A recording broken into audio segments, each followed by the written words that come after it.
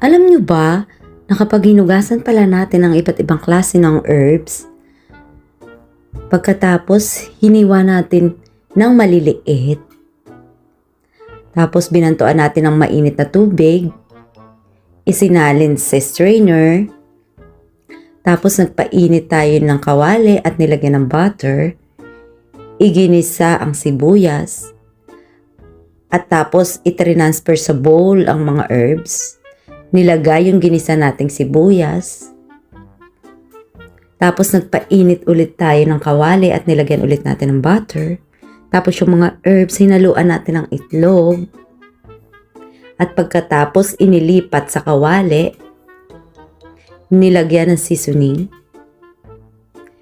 tinakpan, pagkatapos baliktarin, pagkatapos ilipat sa plato.